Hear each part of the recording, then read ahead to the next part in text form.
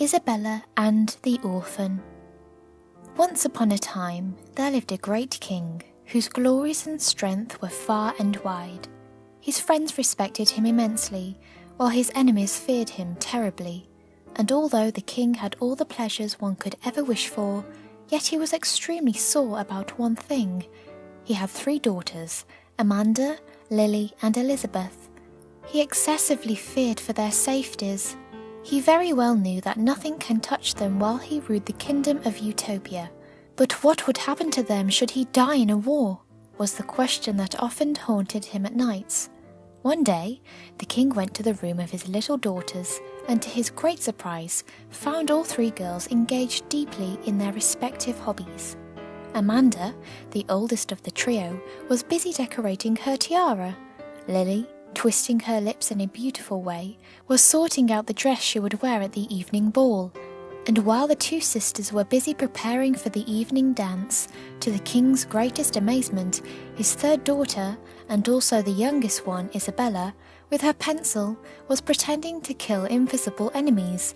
The king didn't like it at all, and in a voice both grave and serious he ordered Isabella to rather give up on the fake sword and follow her elder sister's mannerisms. When the evening arrived and the dancing started, the king advanced to the dais in order to make an announcement. He seemed extremely happy and satisfied. Amanda and Lily, both dressed in silk and diamonds, looked up to their father's announcement in anticipation. Isabella, on the other hand, forced in an awkward cotton midi, stood at the corner, looking bored. "Ladies and gentlemen," began the king, "as you all know, that for long I have been spending nights and days in the fear of leaving my daughters alone, in the mercy of God, but no more of that. I have found a cousin for them, a brother who would, through thick and thin, take care of all of them." Saying this, the king shoved a boy, who perhaps was 2 years elder to Amanda, in front. He was as ugly as a crow, and if rumours were to be believed, his mother left him behind in the orphanage just after giving birth to him, for she was afraid of his dark colour and deep grey eyes. Nobody said a word. The entire crowd looked at the boy breathlessly. They wanted to utter words like "disgusting" and "what a piece of filth" then and there, but checked their tongues on time, luckily. From then on, it was decided the boy would be to live with them. Amanda and Lily never spoke with him. They loathed him. They felt embarrassed on being called upon his sisters.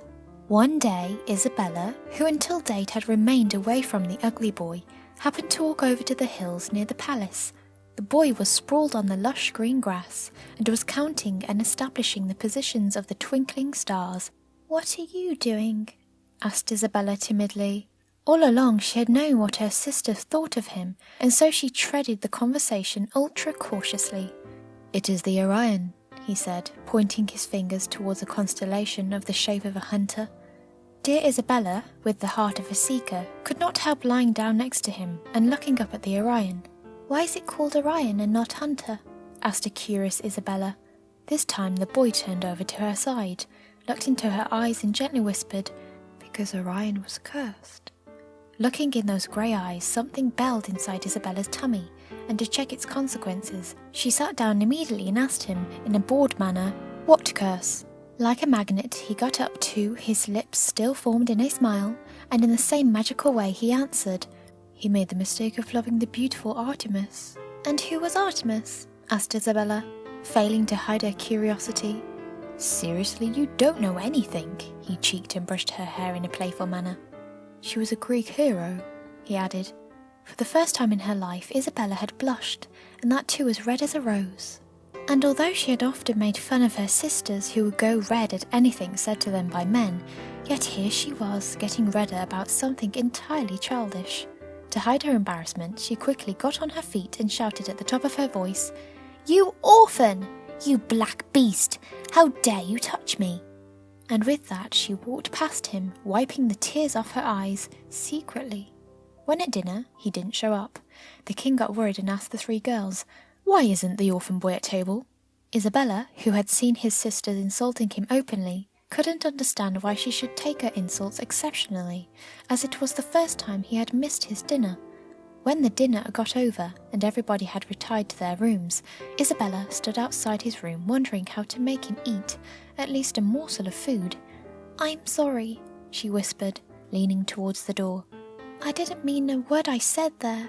And as no reply came from inside, she pressed. "I know you are hungry. Look, I have brought food for you. Please come out and eat." Another no-show. The guilt was too much for Isabella's sweetened little heart. She no more could resist the dam of tears she had been holding on for so long. The door opened and the boy pulled her inside. He wiped away her tears, took the plate from her hands and ate until the plate was as clean as nothing. He then told her that he wanted to sleep, which of course had hurt Isabella.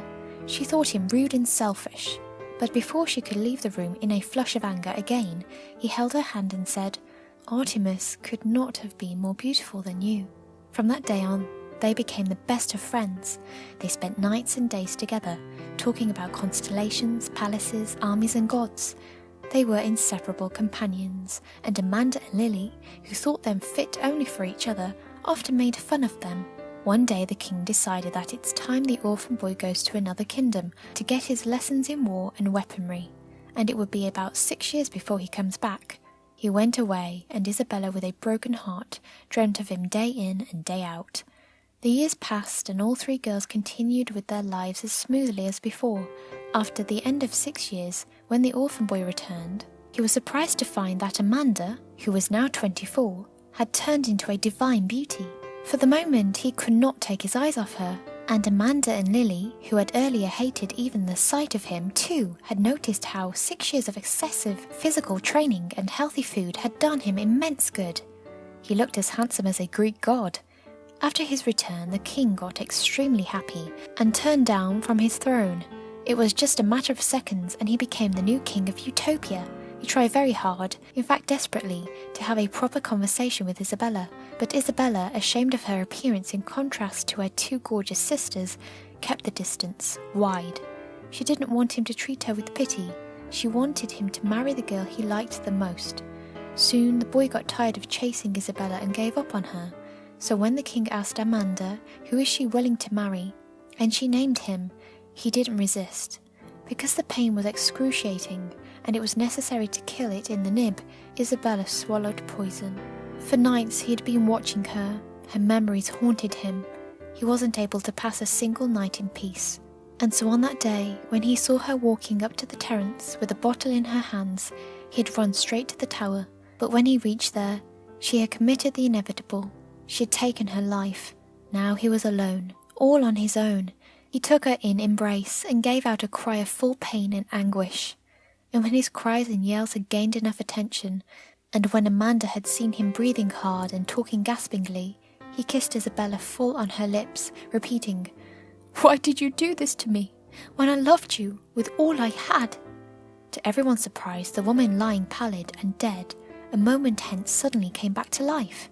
The boy looked at the love of his life with apprehension and ecstasy. Suddenly the king walked up to them and told them the story of Isabella, who he said was a cursed child. "Isabella," he said, "was the result of my illegitimate relations with a dancer, and when my wife came to know of it, she died of a broken heart. But before she died, she cursed Isabella, that she would die at a young age too. Of course, unless a man who loved her truly comes to her deathbed and kisses her." Tears rolled down the eyes of everyone, and the orphan, embracing Isabella tighter, asked her to marry him. She agreed, and soon they were pronounced man and wife. Hi, my name is Natalie Lawton. I'm so happy you're listening to this story with me. If you like this story, please click the like button below. Please subscribe to our channel if you'd like to watch our new video coming next. You may also find us anytime at our website, www.jonathanjeremy.com. See you.